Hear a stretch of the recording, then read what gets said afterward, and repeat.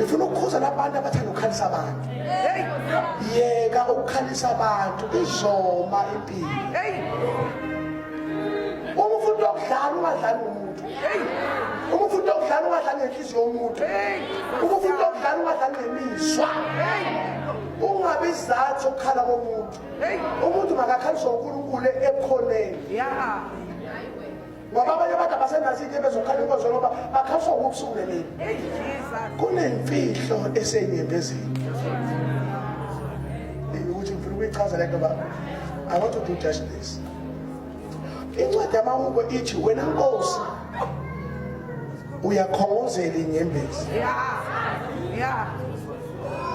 Ngifuna ukukhuza labantu abathanda ukukhalisa abantu. Ngoba ngesikhathi inyembezi zikhongozela ziyathathwa ziyofaka phakathi kwesihlalo sikaNkulunkulu sobukhosi. uNkulunkulu wenza into eyodwa nje ucinga ikhozi. Uthi ukhaliswa yini or ukhaliswa ubani? Yeka ukukhalisa abantu izoma impilo.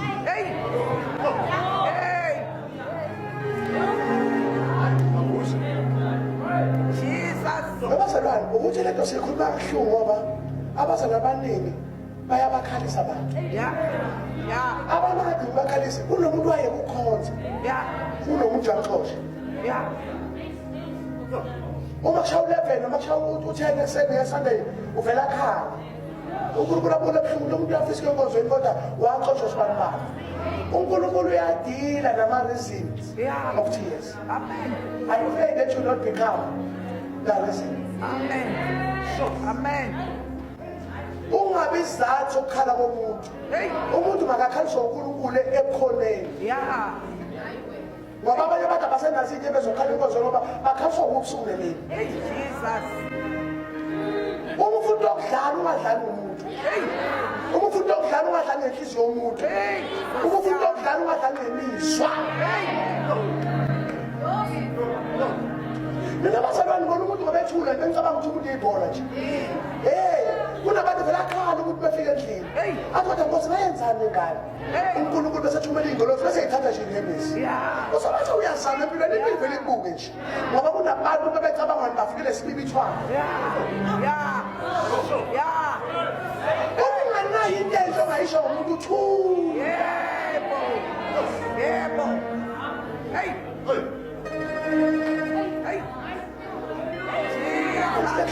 Kena namadoda akhuluma amadoda. Uthi ayizwe case indaba ubaba uSibani bami hawu. Ubuza ndoda kwenzenja kusolelo. Hayi manje so eyazi kwasobeza ifunani indoda yekane ukukhalisa abanye abazalwane. Umuntu makayikhalela ngoba ikhalela ebanjwe uNkulunkulu noma enezimpi zakhe usathana emhlasela engakhaliswa kuwe. Thina kumele sibe ama-shoulders for our friends and our brothers and sisters to cry on. You don't become a reason for someone to leave the church. Don't become a reason for someone ushiya umshado wakhe.